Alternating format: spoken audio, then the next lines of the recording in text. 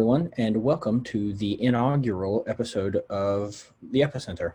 This will be the first episode with both co-hosts on, Trey, Goff, and Medina. And today, for our first guest, we'll be interviewing Erick Brimen, who is the president and CEO of the Próspera Group. Now, full disclosure, Erick is mine and Max's boss, but don't worry, that doesn't mean we're going to be asking him any easy questions. Erick has a pretty diverse background, which is part of the reason we're interviewing him for the Epicenter. He was born in Venezuela before going to military academy in Virginia. From there, he went to college at Babson College, where he studied entrepreneurship. He moved on from Babson to work in a diverse array of fields, first investment banking in the U.S., and then some management consulting over in London, across the pond. He then moved on from the corporate world to try his hand at more entrepreneurial endeavors, first as the CFO of a family office in Panama, where he co-led the creation of a number of business units, before moving on to co-found Compara Mejor, which is a financial inclusion enterprise in Colombia. So from there, he moved on to found New Way Capital and then the Honduras Próspera LLC and the entire Próspera project, which is aimed at creating prosperity for Hondurans at home. And with that, Erick, welcome to the show. Thank you, Trey and Max. I'm really excited to see this podcast get started. Awesome. We appreciate it, Erick. All right. First question up for you, Erick. You have an American name, and yet you seem to have some sort of a Latin accent. To be frank, this really surprised me the first time I met you because I saw your name, saw your face, and then met you, and I was like, wait, this guy, he has an accent? What's the deal with this? So what's your story, kind of? Where are you from, and how did you end up starting Próspera? Besides the cliff notes I just gave, I'd like to know the real story of how you got to where you are now. Well, so there's a story behind the name in and of itself. But the story about me more broadly is that I was born and raised in Venezuela, obviously Latin America. I was raised in Spanish. That is my native tongue. And Venezuela, as you know, it's a country that has always had a history of, let's say, less than ideal socio-economic distribution of well-being, wealth, and opportunities. Has only gotten worse in the last 20 years, but it was certainly the case during my early age.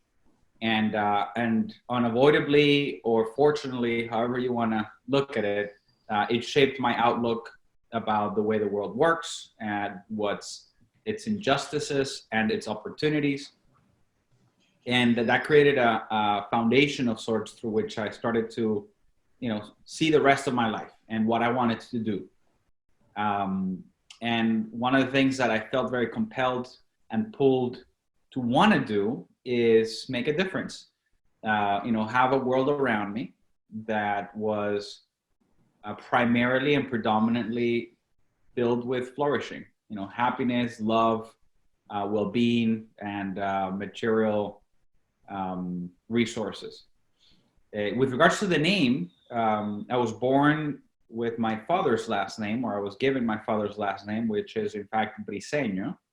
However, I created my family name with my wife shortly after we got married, and we were thinking about what we stood for as individuals, what we wanted our union to stand for, and the family that we were building. A bit unusual, I suppose, at least nowadays. It was quite common, especially for migrants going into the U.S. and in other places, from faraway places where there was German names that were hard to pronounce in English. But for us, it was really about signaling and catalyzing a new beginning, hopefully the seeds of a legacy that would be very much determined by us under our terms, and not just it was, right? I mean, that was just the way it was, and you got to accept it. And maybe this is something about me, I'm not sure, but I think that not just willing to accept the world as is, but daring to thinking of something better and actually working to make it happen. I think that's a very valuable thing for most people to do. And in my world, I mean, it shows up from everything in my name to what Próspera is all about, which is about creating a world where everyone flourishes. I absolutely love that story, Erick.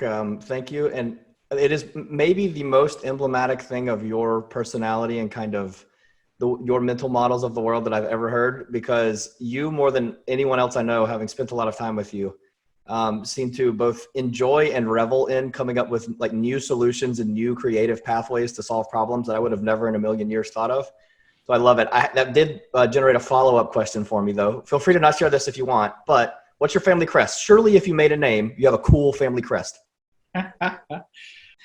Well, we don't yet have a finalized family crest. And the reason being is that Colleen and I wanted our kids to be part of that process. And our oldest child is only 6 years old. Having said that, just this last couple of weeks during my vacation, I gave my son his first, I would say, meaningful project that required sustained hard work for him to complete it. And it was what I think will be an important building block to an eventual family crest. And just briefly, what I want you to visualize, it was a carpentry job that we were doing. We were building a picnic table for the family. And his job was to cut a particular piece of it. And the output ended up being a triangle, right? A triangle. And we co-created that was the Brimen triangle of success, because I wanted him to have something visual and tangible to start looking up to what are our family values. And so that triangle of success has three sides. A base, which is passion, which I think, we think that whatever you do should be passionate about. That fuels everything else. Another side is hard work. You can be passionate, but if you don't work hard, it's just a dream.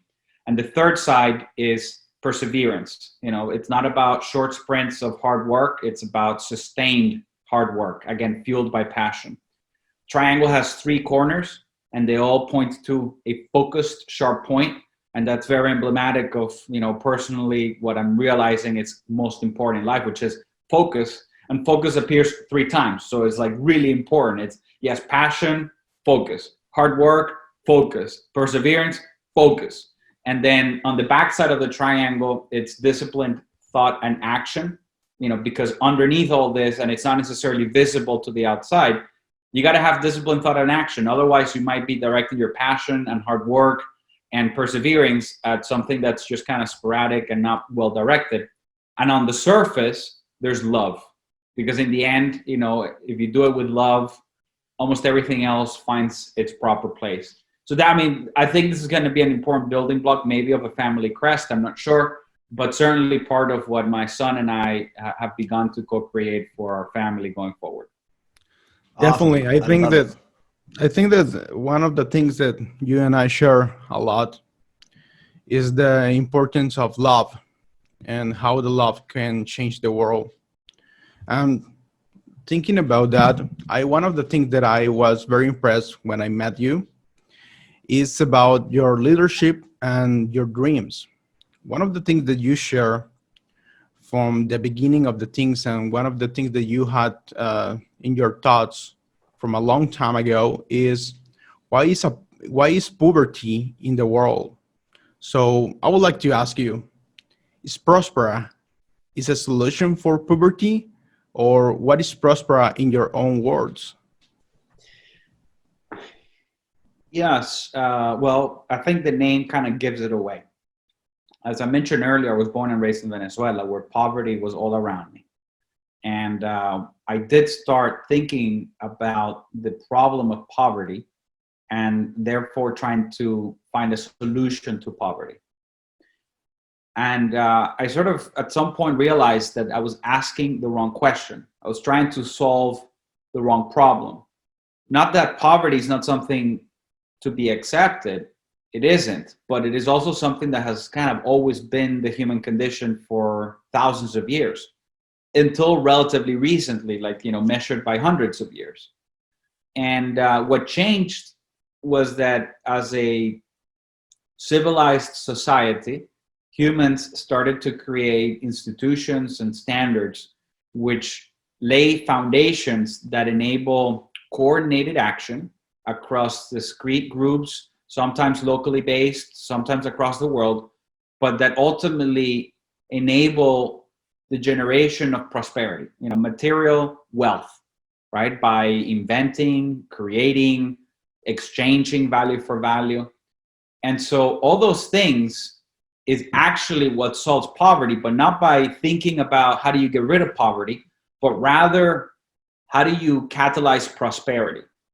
And so when I started thinking about this, and I think the primary trigger that totally changed my mind was while I was at Babson College and I was studying about entrepreneurship and what it was and how it worked, and economic theory and wealth creation. And I got that there was a key distinction between just assuming that material wealth was there and then finding better ways to distribute it, so that those that didn't have enough had more, and realizing that that's called redistribution, and it's got a fundamental flaw, which is it kind of assumes that material wealth is there. And that is a completely baseless assumption. That's not been the case ever in history of humankind. Material wealth is not just there. It needs to be created by concerted effort, a lot of mental effort, through coordinated action of humans, not just some being, not like the air or animals, like humans thinking and collaborating creates wealth. That's step one. How that wealth gets distributed matters, but anything that starts assuming wealth is there and you're going to forcefully redistribute it to the hands of those that need it most, it's dead on day one, because you fail to realize that it first has to be created. So Próspera is about creating the conditions for wealth to be created maximally and in the best distributed fashion, which in my mind has to do with merit and hard work. And that is a decentralized process that nobody really has the capacity nor the moral authority to, by finger point to who deserves more. Each individual creates based on his or her efforts what they deserve. And so Próspera is about creating the conditions for anybody without preference to the family you're born into or the relationships you develop, or, and especially not how much physical force you're willing to employ to extract by force value from others. So if you level the playing field and you create those basic foundations, institutional and otherwise, so that anybody who works hard can prosper, that's what Próspera is all about.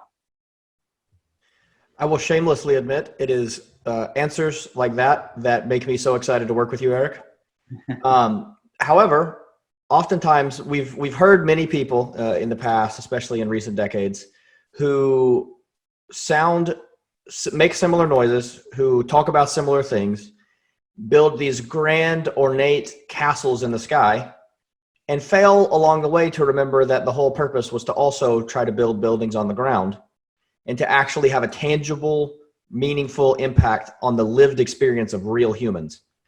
So what makes Próspera different from those sky castle constructors? What makes Próspera actually able to get this done where so many others have failed? Well, sometimes the answer is, and what's the hardest thing to do? And I think that plays a role here, because the hardest thing that we've had to do in order to get this far, and we're still very much in the early stages, right, in a grand scheme of things. But the hardest thing has been to stay grounded on what works, as opposed to like in what works in the world as it is today. Basically, a certain healthy dosage of pragmatism and deep grounding on reality, not on just a fantasy world of how we wish things were. It's important to be detached from how the way things are, so as to imagine the way they should be. But if you stay in that fantasy world, you're just, writing a novel, a fiction novel, and that's fine. I mean, like, I enjoy reading fiction novels, and it's entertaining, it's inspiring. I have been deeply inspired by many thought leaders, living and dead, that have envisioned a world of utopia. It's great, but it doesn't change things in a tangible sense. So it's about staying grounded in reality, Trey. And it's, internally, and you've been a big advocate of this, it's like Maya, right? Most advanced yet, acceptable in the world as is, because, we're after creating something big by measured by the number of people that get positively impacted. You cannot do that without a large enough common agreement. by those who want to participate and those who are necessary to enable it, or at least not stop it. So shared agreement is key to what we're doing. It's kind of like this invisible ingredient that sometimes people who think about utopia miss. And that is, it has to be agreeable to like the world as is largely, or else you're just in the world of fighting another revolution and imposing by force the idea you think is better, which in our world, the moment you have to force people to accept a better idea, you kind of miss the point. You know, if it's a better idea, it should be adopted by choice and therefore has to be agreeable.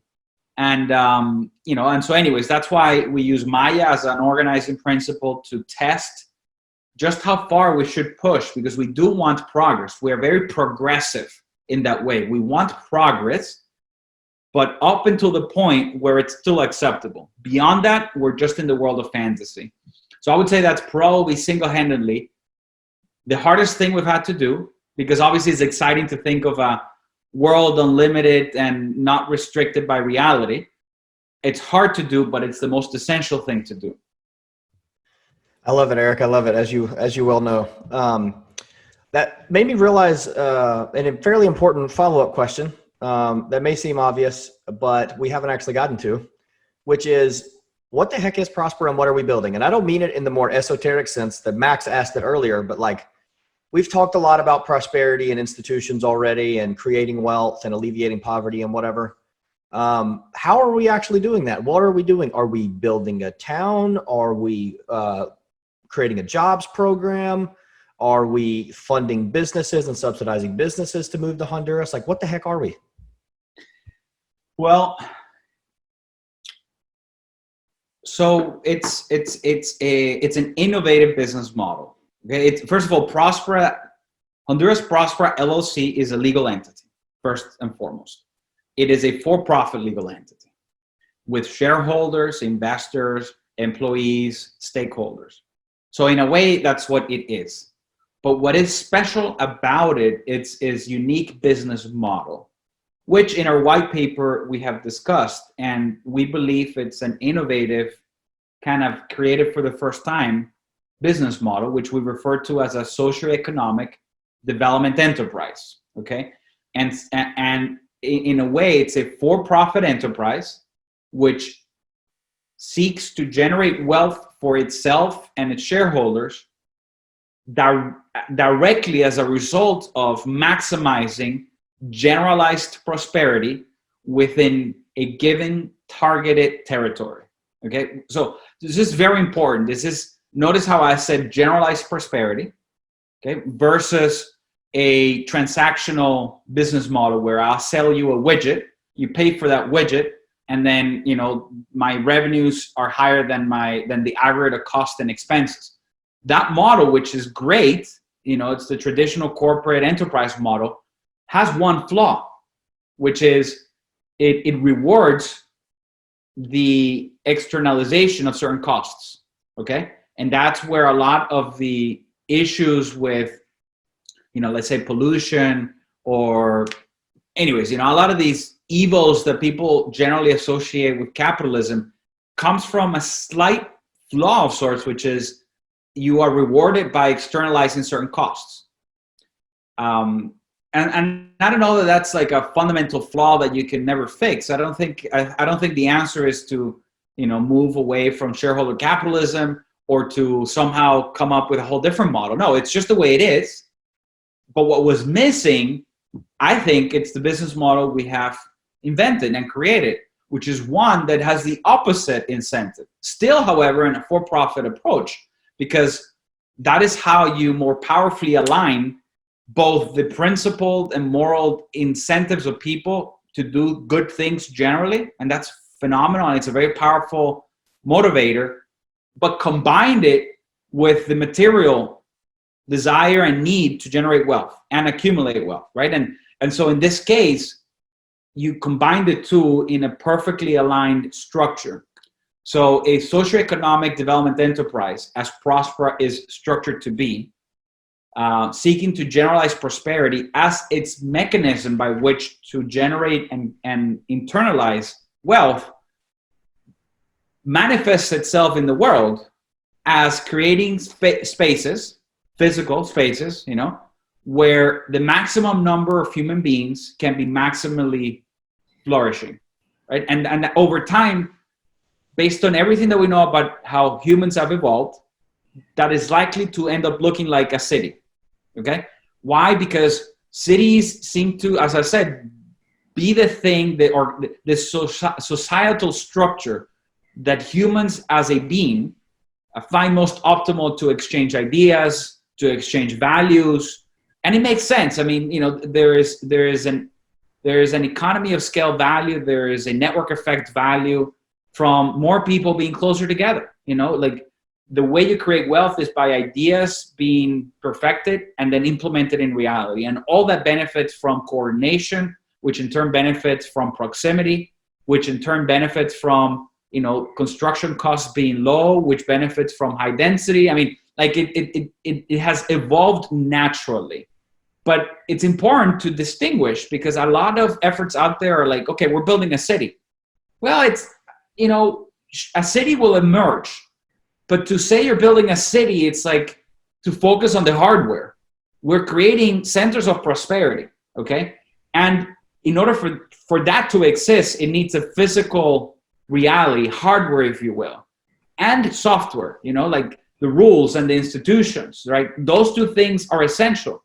But it is also essential, the users of that, the, if you will, wealth creators, employers with, suppliers of labor and ideas. And, it's often said cities are marketplaces for jobs when it's all said and done. So that's kind of the most simplistic way of thinking how you generate prosperity. Is, well, you create the conditions for high paying and abundant jobs to be concentrated somewhere physically and and available to a particular population. And so in our first iteration in the modern era, this is where our partnership with the government of Honduras comes from. So essentially, we looked at a bunch of countries around the world with this general framework of wanting to create a socio-economic development enterprise. And we needed, amongst other things, enabling legislation. And amongst all the various things, a space, people, enabling conditions from a physical reality, the most scarce was enabling legislation, okay? And therefore, that was the most important one, at least in the beginning. And that's how we ended up in Honduras, because for all the flaws that every government has around the world, and Honduras is no different, the Honduran government, through its elected officials in the National Congress and a handful of what I think are basically heroes of our time, untold, unsung heroes, developed a legal framework that was built upon the observed successes of a number of societies and cultures from around the world, namely Asia, China, and Singapore, and the Middle East, and Dubai. There were success cases where something interesting happened. Small plots of land in the grand scheme of things, in relatively short amount of time, were transformed, it would seem. Like the skyline was transformed. Cities emerged seemingly out of nowhere, literally out of deserts. Populations that were impoverished, more poor than what Honduras is today, in 15, 20 years became the most prosperous in the world. And like those things that have been happening over the last 70, 80, 50 years were observable. And so this group of reformers traveled the world, went, understood what was happening, essentialized the key components. And what they found is that if you're able to create solid foundations of institutions and proper rules and standards that have been perfected over time, even if you do that in a small physical location, the impact can be very significant, not only for those within the special jurisdiction, but in a broader sense with very positive externalities. And in the case of China, very substantial externalities where the proven case of one successful, what we call center of prosperity, gets replicated and multiplied. And so, so Honduras got this. They created enabling legislation, which is what now, is the desde framework. And so we responded to the call of the Honduran people through its government to find partners to help develop this into a network of centers of prosperity within the nation of Honduras for the benefit of the people of Honduras. And that's why we're there.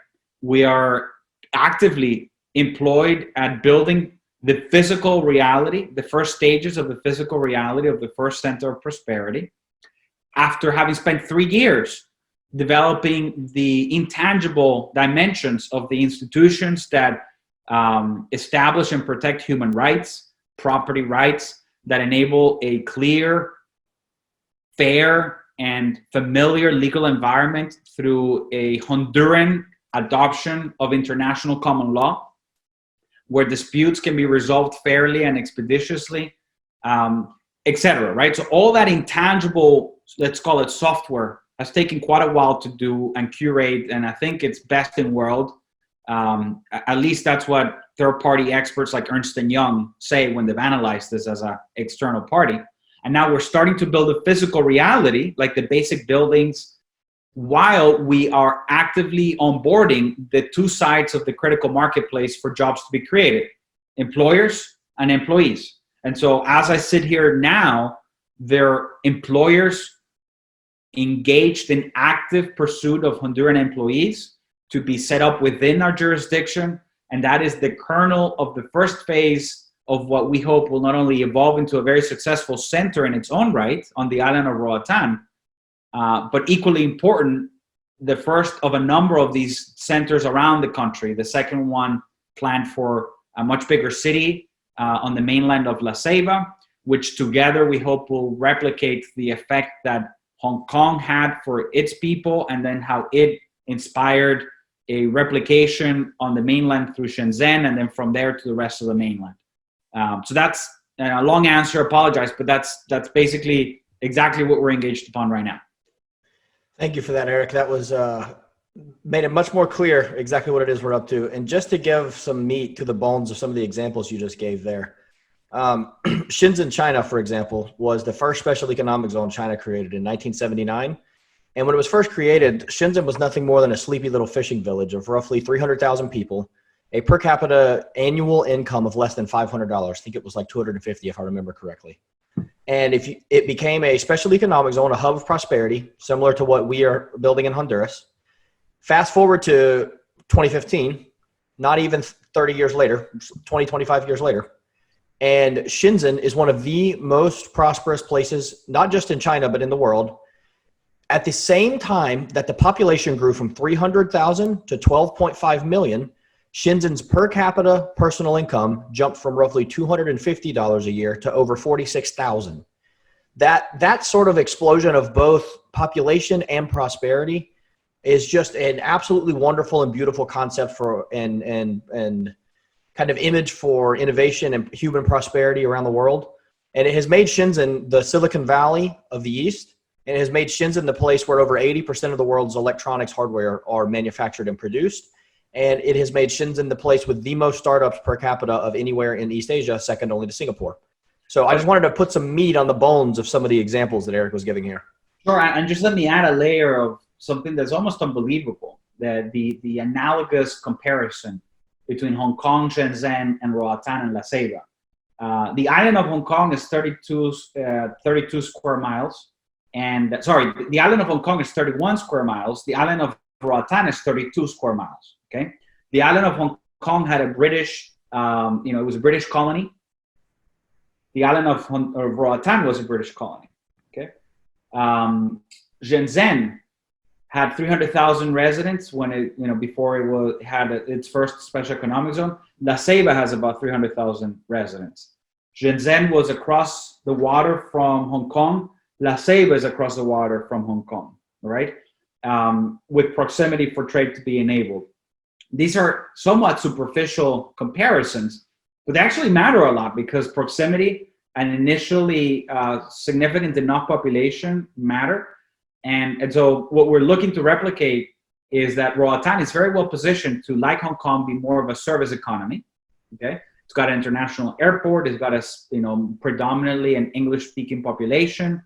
So it's well suited to be an international base for services, and very important services like education, financial, industries and insurance, and a number of others. But those two are key. And in Hong Kong, they catalyzed not just the development of the island as a high value center of prosperity, but then it was a bridge for capital and talent to develop on the mainland of China, starting with Shenzhen, which is exactly what we're hoping to catalyze and what we're seeing starting in the relationship between Roatan and La Ceiba, right? And then La Ceiba already has a population of 300,000, but the whole country of Honduras has over 9 million people. So there's plenty of talent there available to grow into.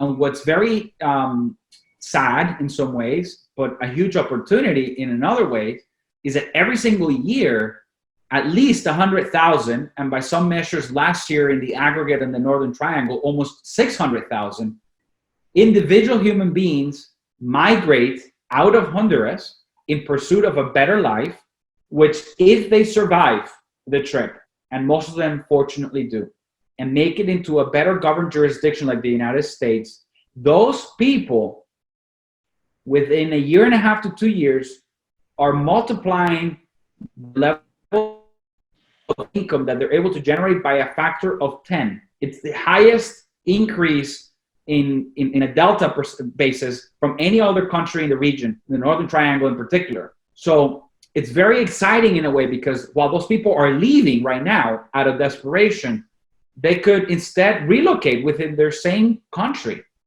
close to their families, and then instead of exporting talent, what we are in effect doing in partnership with the people of Honduras and its government is helping adopt those best practices that enable the same human beings to flourish away from their country, but for them to flourish within the country. Roatan, for all of its wonderful attributes, simply does not have the capacity to scale up at the speed and in the magnitude that being able to lift a significant portion of the Honduran population requires. And therefore, the La Ceiba hub is very significant because it does have space to grow, right? And whether it stays small and then you have multiple hubs around the country, or the La Ceiba becomes effectively the Shenzhen, which could house millions of Hondurans, is yet to be seen. The market will certainly play a role of determining that, but at least it has the powerful potential to do something quite similar to what happened in China, but in Honduras and in Central America by extension. I would like to say that these special economic zones are a topic that is very new in Honduras, and through that, I will this concept is a little bit controversial in all the region. With that being the case, I want to ask you some of the most common objections to what we are doing and how you do respond to them. Do that work for you? Definitely, sure. So the first thing that it's very common to hear is that our sedes are unconstitutional or illegal. Yes, I've heard that. And I think it comes largely from some confusion. There was an earlier version of the Zede law called the Reds, REDs. And for a number of reasons, that was indeed deemed unconstitutional by the Supreme Court of Honduras. It wasn't illegal because it was enacted by the National Congress, but in the governmental structure of Honduras, the one that ultimately determines constitutionality is the Supreme Court. And often, as it happens all over the world, Congress can enact laws that violate the Constitution. And so there was a couple of key provisions in that law. So Congress went back, understood what the Supreme Court had objected to, and again, after a lot of effort, rewrote the law, addressed the specific concerns. It did keep the core of it, the good parts of it, and then reenacted it through a congressional process that had a supermajority of more than 2/3. So it was legal. And then the Supreme Court took it back up, reviewed it, and the Supreme Court deemed it, the Zedes, to be constitutional.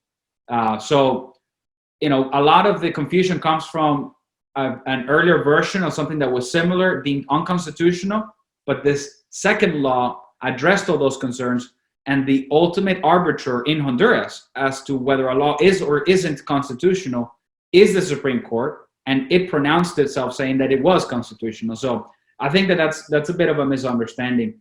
And also, this type of special economic zone is new in Honduras, but it's by no means new in the world.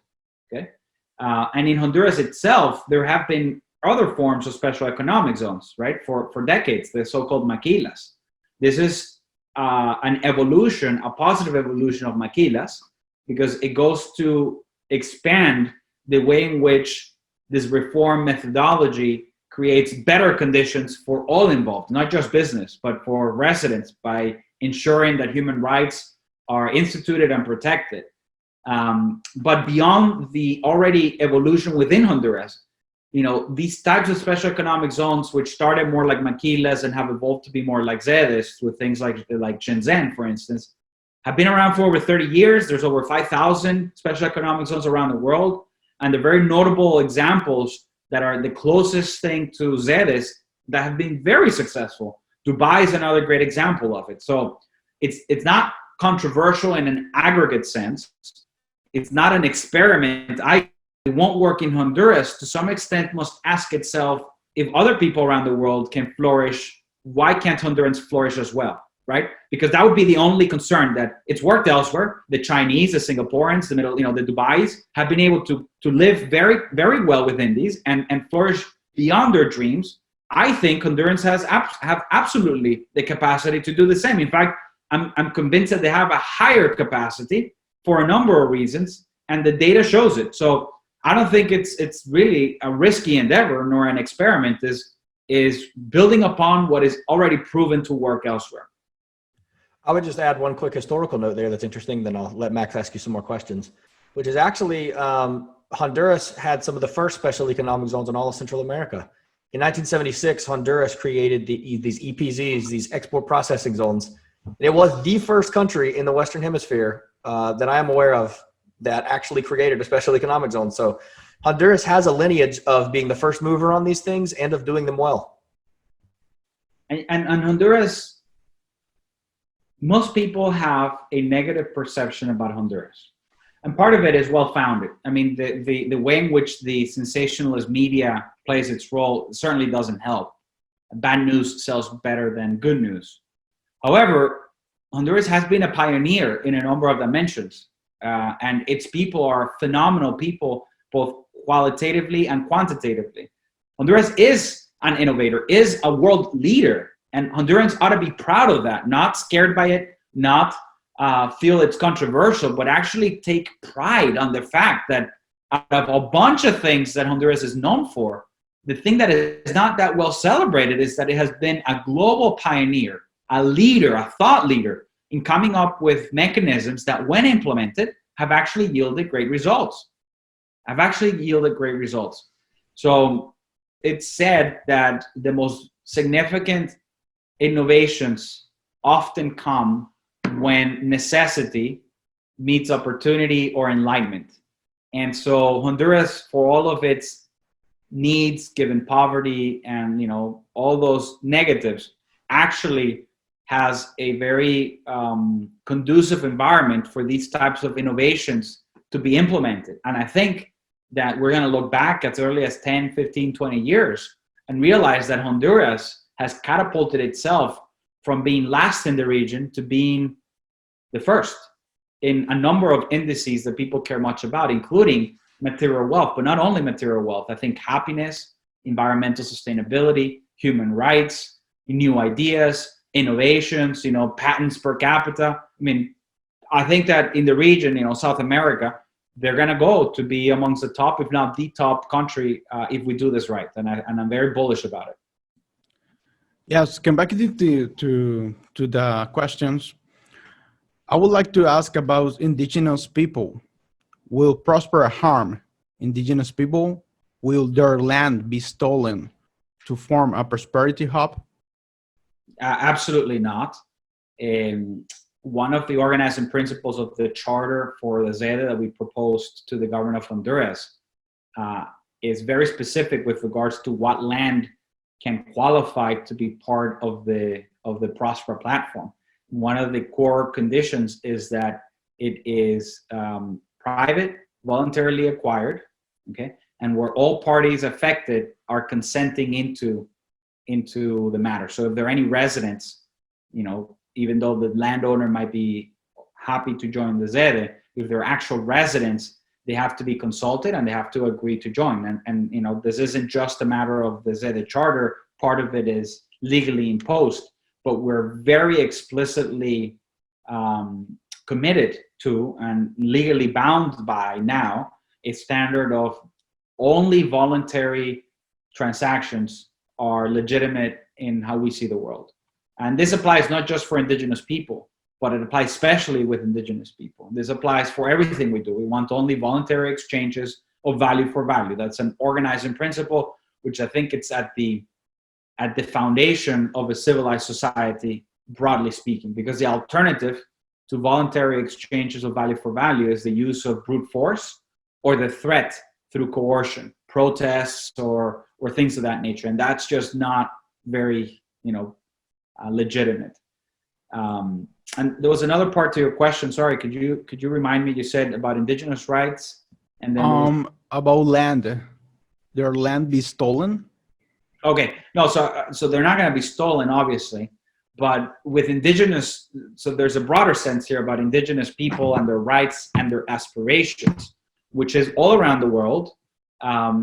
Indigenous people have tended to be pushed off to the side, and somehow, one way or another, compelled to accept imposed forms of governance, okay?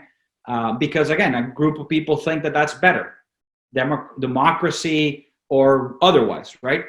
And so because of this, the traditional governance structures that Indigenous people follow have kind of been trampled upon. So they have a legitimate basis to be upset, because the way that their ancestors made decisions kind of become irrelevant in a context where a federal government or a state government says, sure, you can do your rituals, but they have no legal bearing. That's insulting, okay?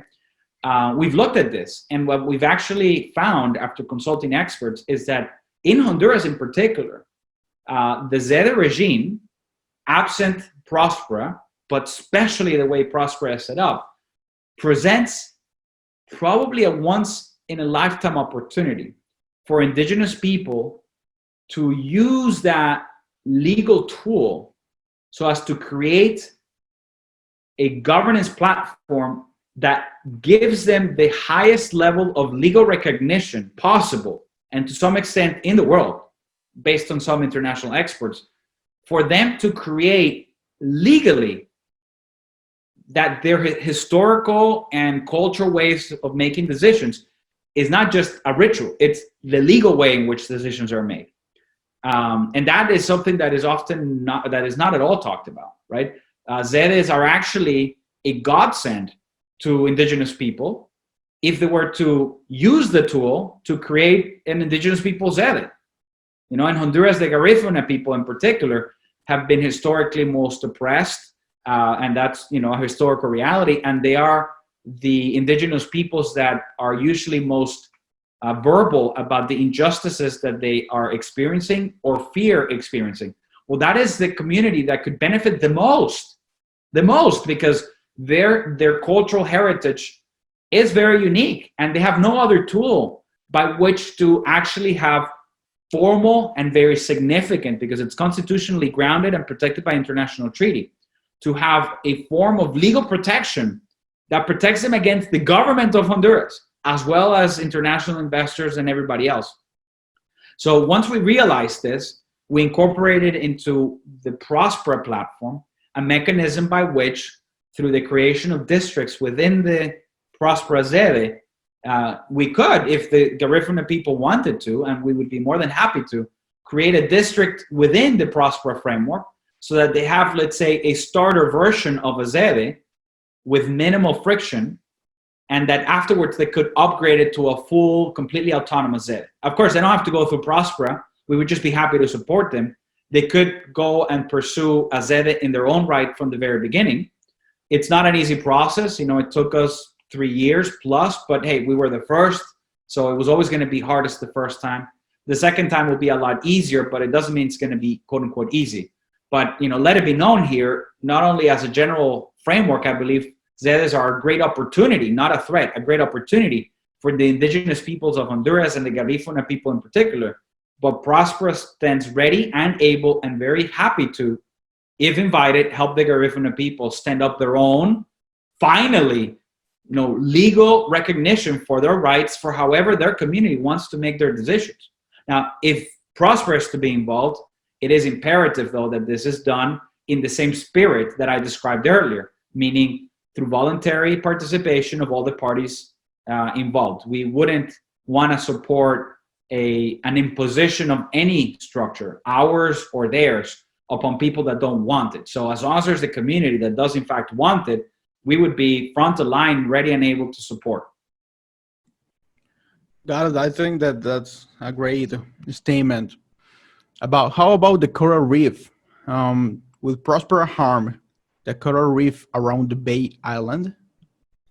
No, absolutely not.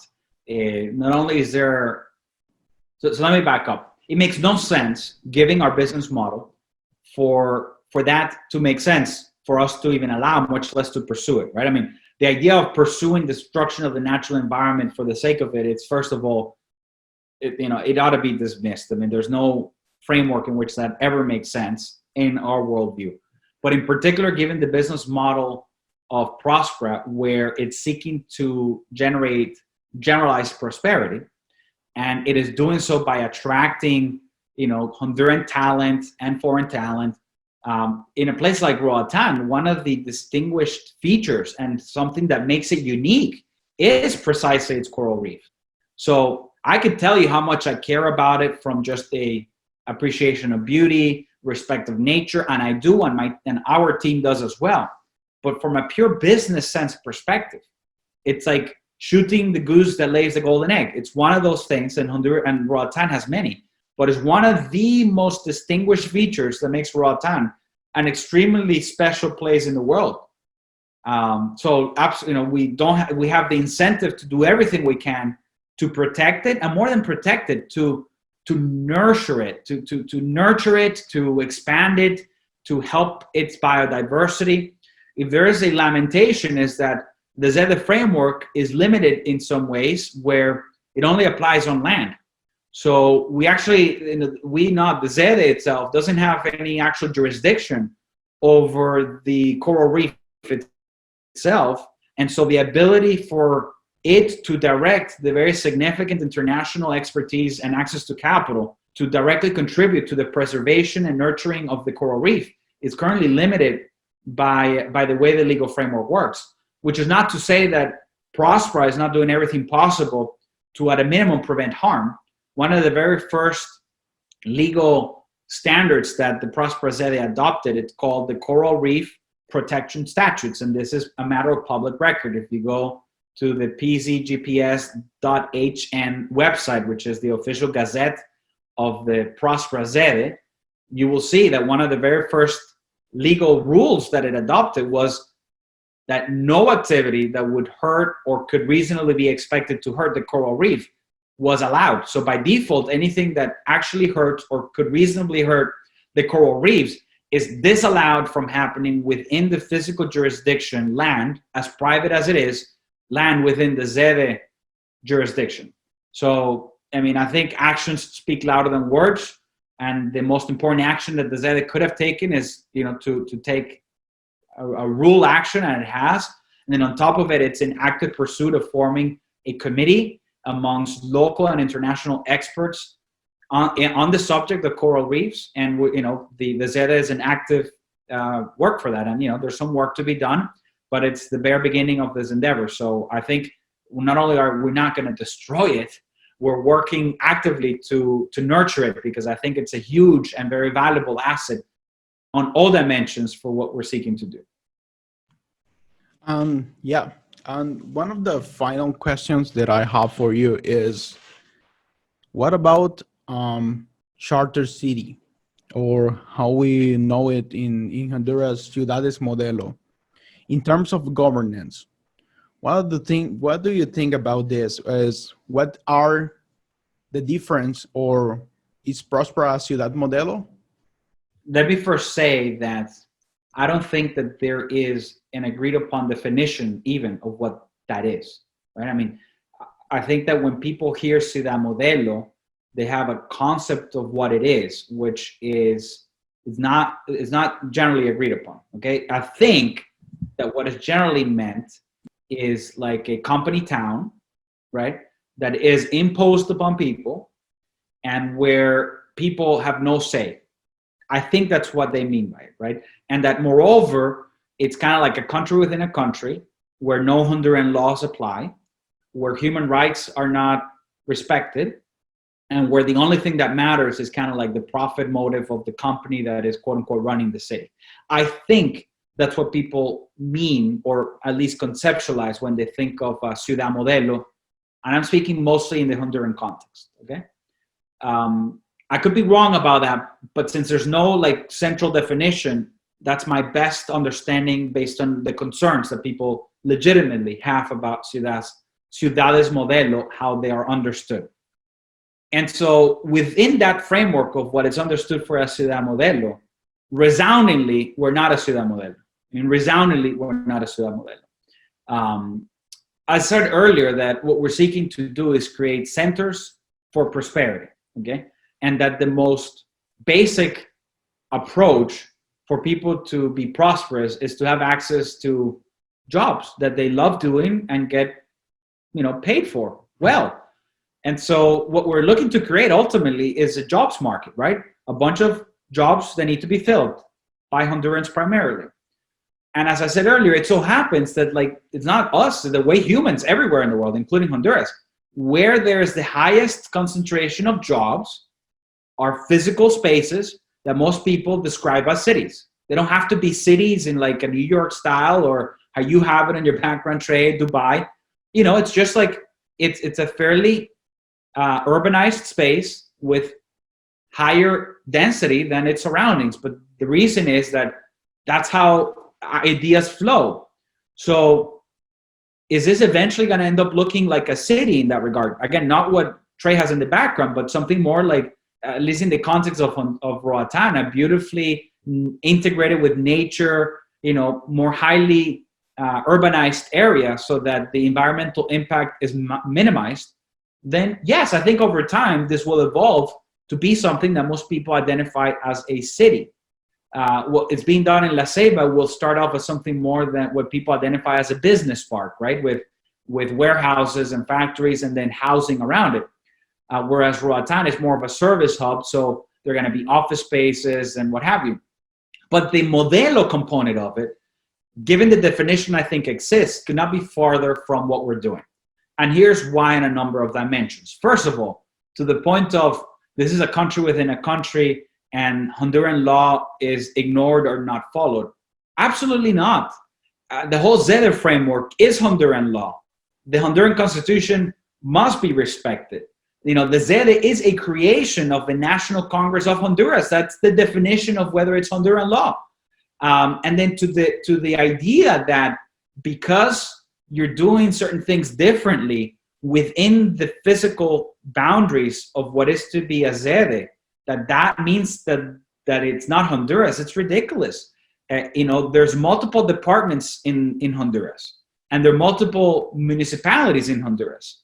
And in Honduras, forget this, municipalities have a high degree of autonomy. And when you go from one municipality to the other, rules are different.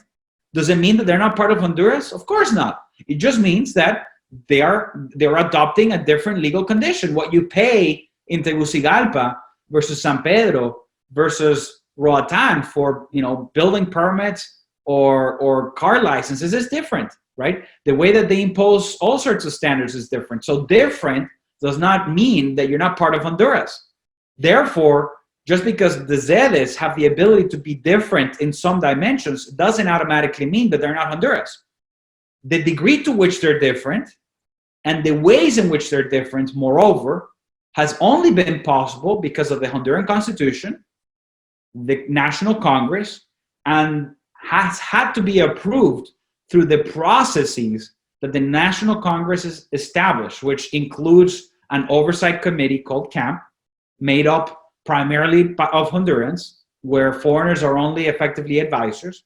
And so, no, there's no conceptual way in which you can think of a Zede as not Honduras and assigning difference equaling not Honduras. It fails the reality test of everything that is already happening in Honduras, Zedes aside. I think it would be a mistake to say that just because Honduras, through a political subdivision, which is what a Zede is itself adopting a far better legal system, that it's now not Honduras. I mean, think about it. It's like saying, just because it's a lot better than what we have, then that automatically means it's not Honduras. How limited of a framework could that be?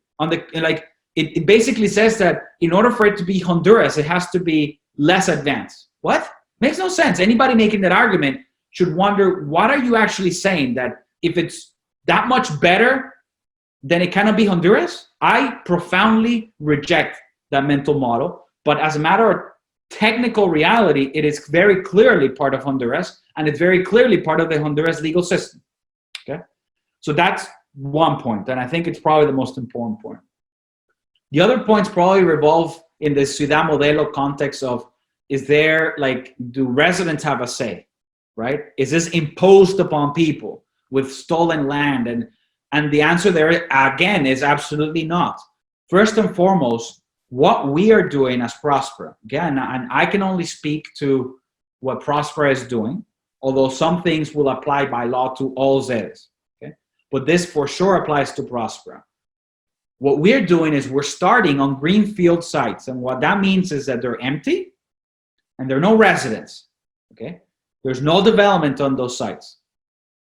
Therefore, by default, anybody that ends up in the Próspera developments have had to choose to be in the developments. They chose, right? Unless you are to see Zedes or Próspera kidnapping people and then by force putting them inside of the Zede, and that's never going to happen. Everybody that's inside of a Próspera hub is there by choice.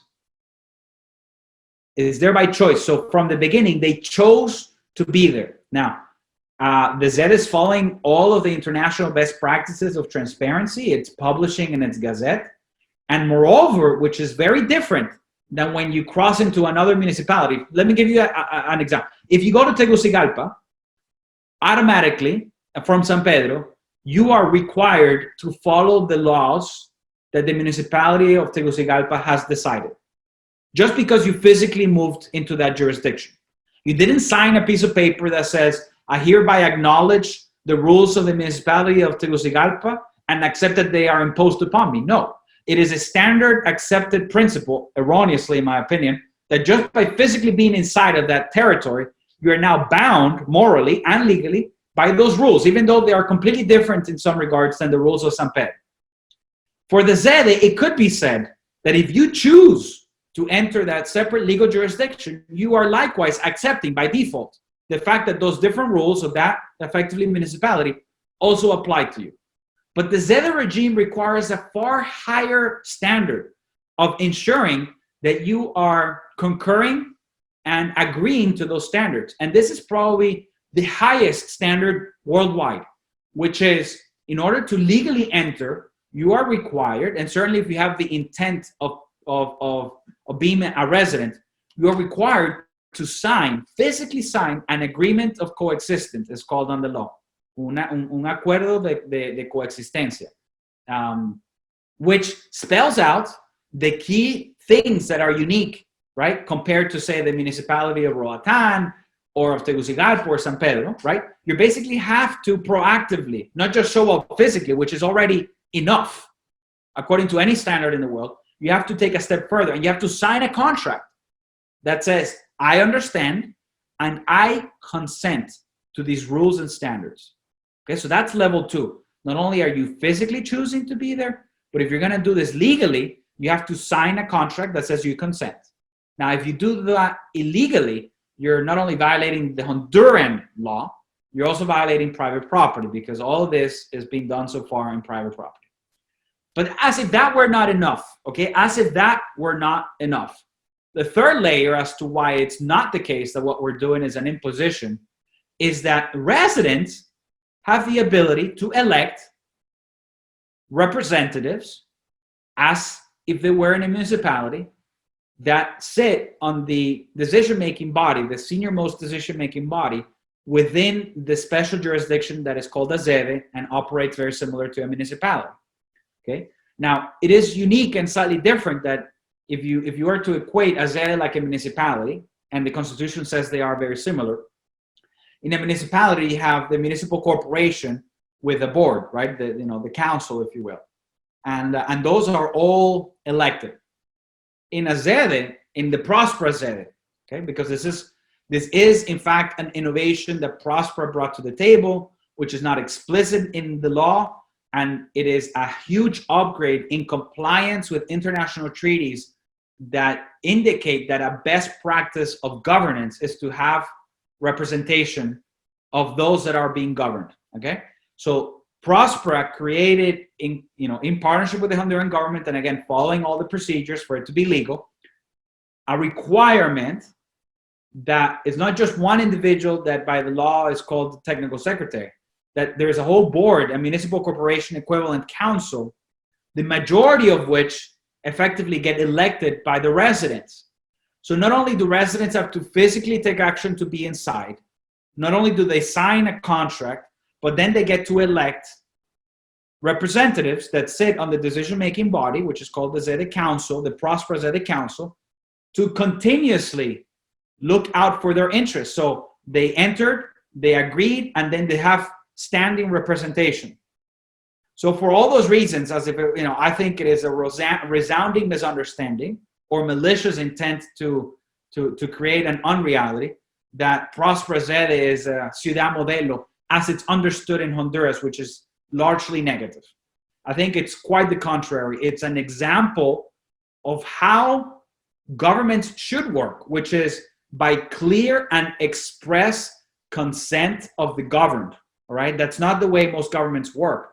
You are just assumed to have a social contract that you're somehow bound to, even though it's nowhere really spelled out, and certainly you didn't sign on to it. I would say something further, which I would perhaps characterize as a number 4, although really is a derivative of the way in which the Próspera Council is set up, but it's its own thing.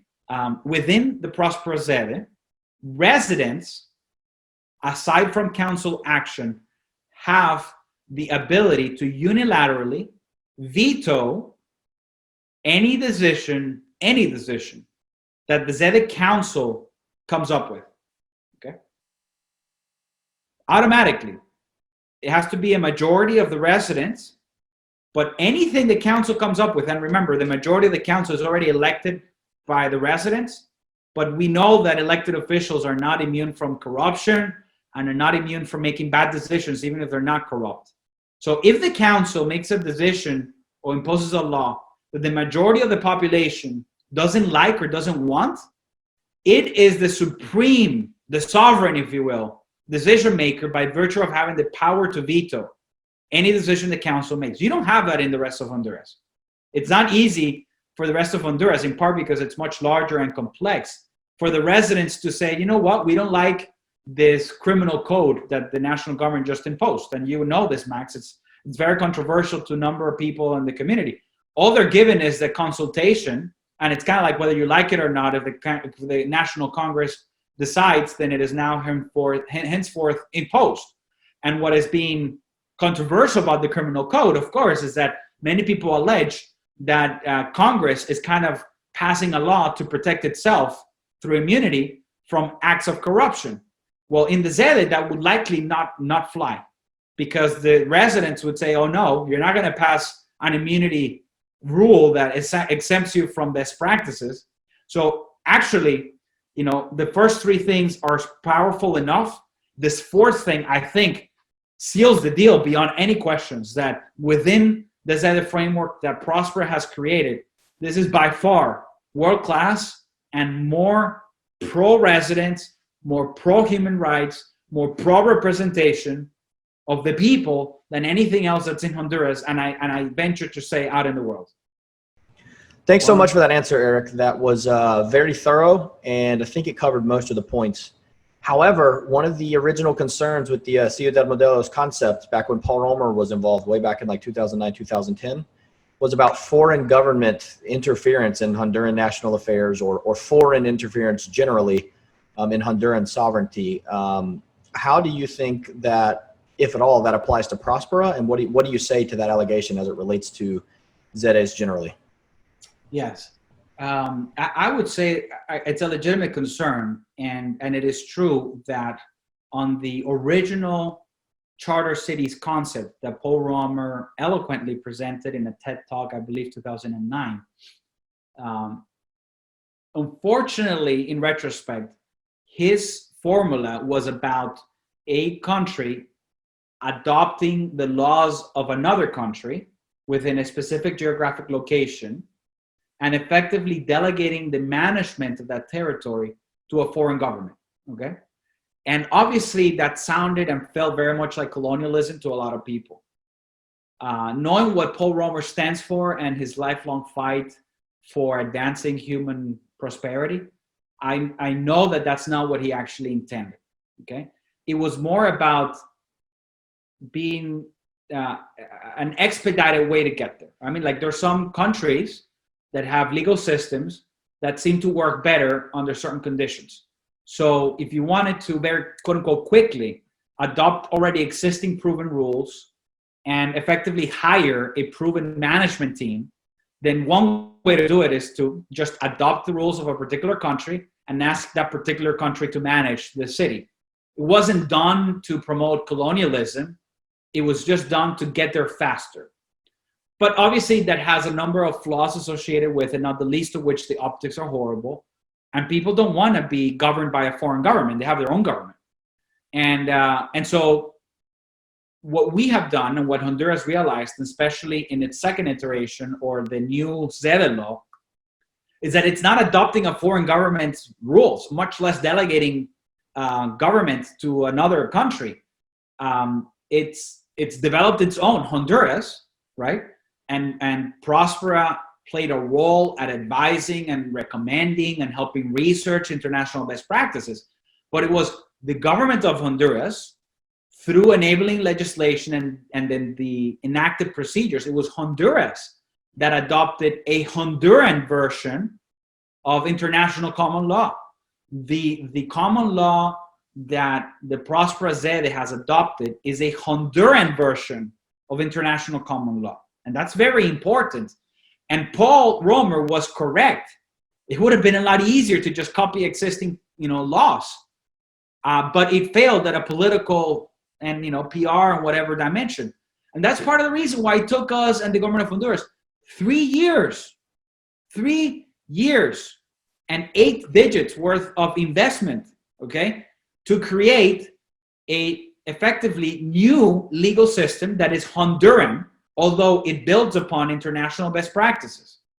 So yes, I mean, that's a key distinction between this charter city concept and what Honduras has elected to do and what we, in partnership with the people of Honduras, have enabled to see happen. There's a Honduran version of international common law, which is at the back end what underpins the Próspera ZEDE.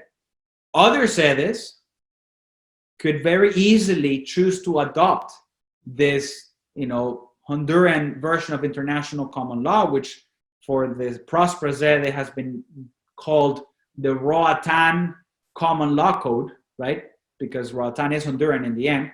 So another ZEDE could easily adopt that and save themselves a lot of trouble while benefiting from the best of what the world has to offer and what the best minds of the Honduran government have to offer. And that's already there off the shelf.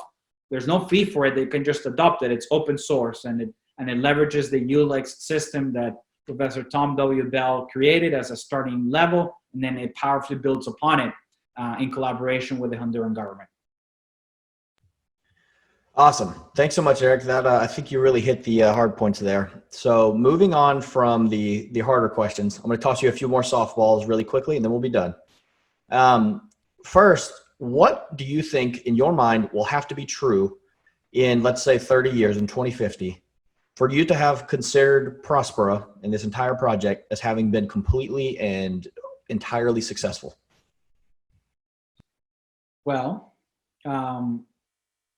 if all we ever do after 30 years of focused effort is create one small center of prosperity that enables thousands, let's say minimally 100,000 people to live a fulfilled life with material, spiritual, physical, environmental, etc., health and prosperity, and that we were able to demonstrate on a small scale that there is a way, there is a new way, the so-called socio-economic development enterprise as a business model, to deliver to people who wanted a higher level of quality in the provision of essential services generally associated with governance, for people to flourish as people and civilized society,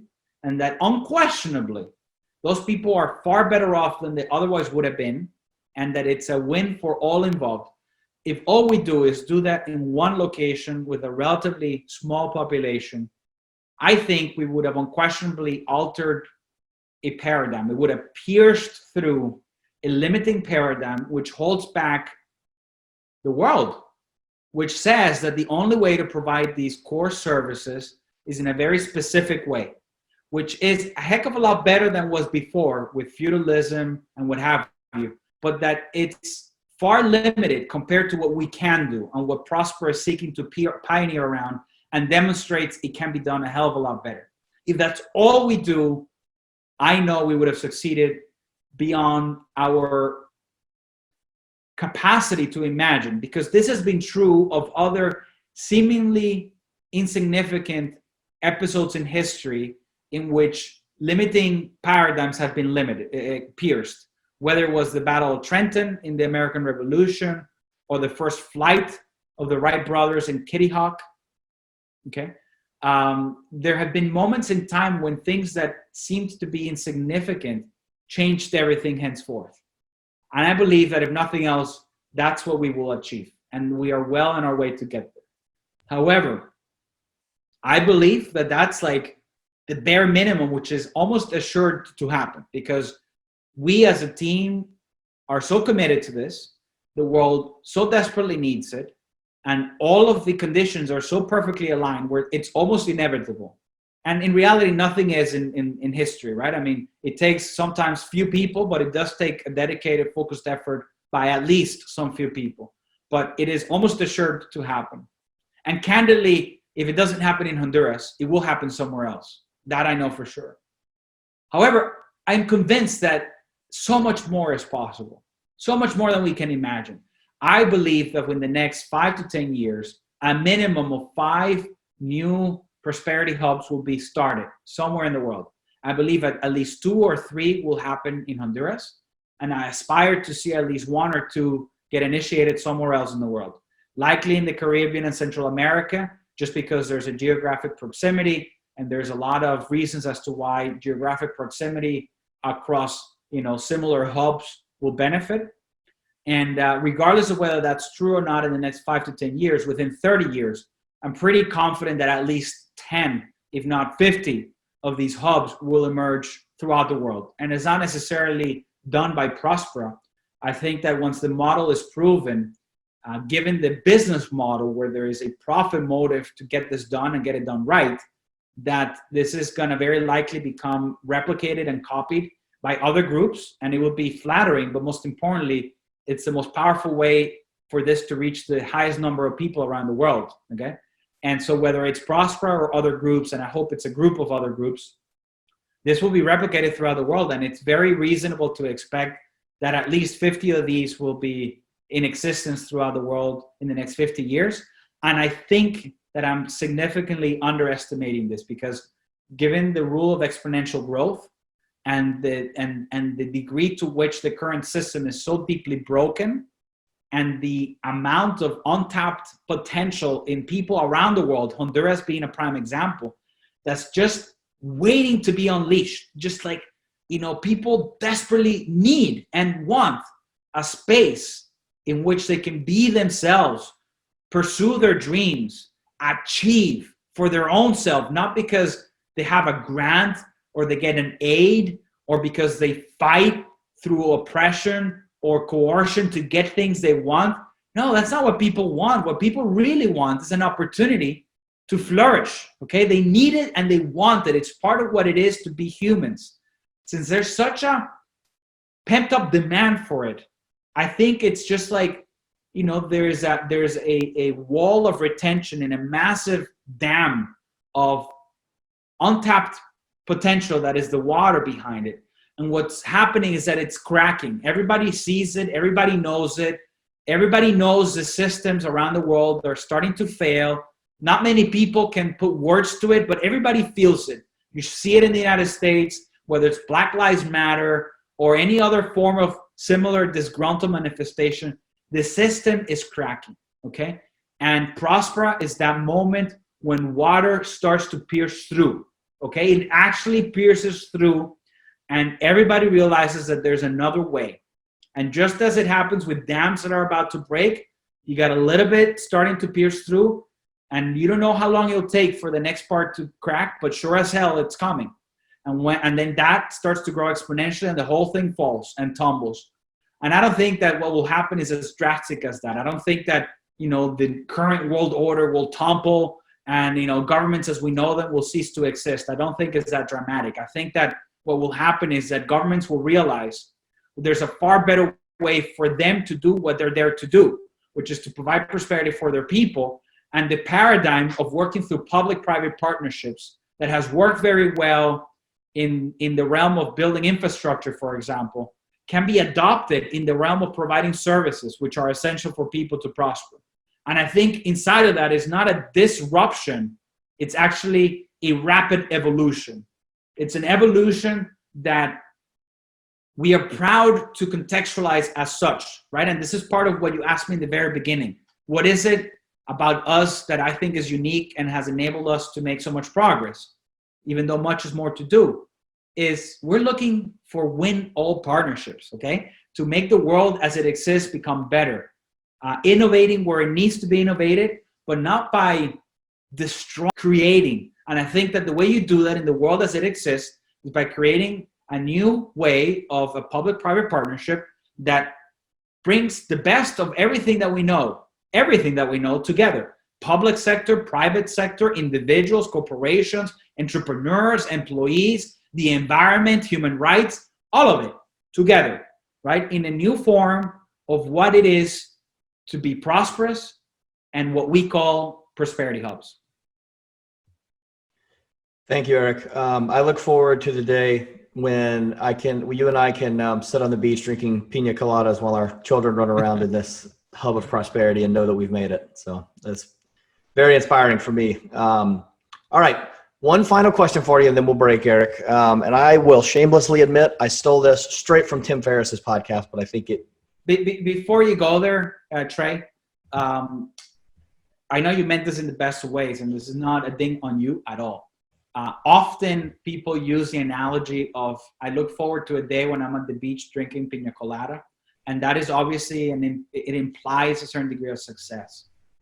I look forward to the day when there's so much innovation and new venture creation happening by Hondurans in Honduras, where I would love and aspire to work for a Honduran building something amazing, okay, that they are pursuing, given their aspirations in their country, given the enabling conditions that Próspera and the government of Honduras and the people of Honduras have made possible, that would not have otherwise been possible because those individuals would have likely left the country, or if they would have stayed, they would have never been able to reach anything close to their potential.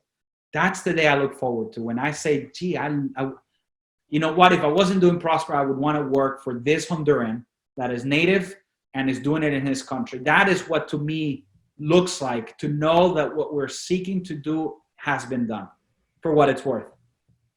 I love it. Thank you so much for that. And one final question. I will shamelessly admit I stole this straight from Tim Ferriss's podcast because I think it usually gets good answers from perceptive people like yourself. If you could put anything on a billboard anywhere in the world for a day that everyone had to see, what would it be? Could be an image, words, whatever. What would it be? I'll say some comments around it, and then I'll try to synthesize it on the few words that I think I would put in the billboard. Got it. The general message I would want the billboard to communicate for anybody that sees it is that burning sensation inside of you of the potential you believe you have is real. You can achieve it. It is possible. The reasons why you might not be able to do it are likely mostly artificial obstacles. Don't give up. Go for it. You can do it. In Próspera, we're all about creating the conditions for you to reach your dreams and fulfill your God-given potential. So I don't know how you capture that on the billboard, but that is the message that has to be heard, because the tragedy of our time is not the poverty that is visible, although that is tragic. It is the potential that is not realized because of artificial barriers that are often imposed with the best of intentions, but that have tragic implications. And that lack of prosperity, which we don't perceive as tangibly as the poor child that is dying of hunger, is more tragic because not only would it solve the issue of poverty, it would create a world that we can hardly imagine possible in our time on this planet. We don't have to go to Mars for it. So I guess the billboard would say something along the lines of, yes, you can come to Próspera, flourish beyond your dreams. Perfect. I love it. That's well, thank you so much for your inspiring. time today, Eric. And that's all we have for you. We really appreciate you coming on the show today. And thank you so much for all that you're doing. And that's it for today. I am Trey Goff. I'm Max Medina. And this is the Epicenter Podcast. But rather building.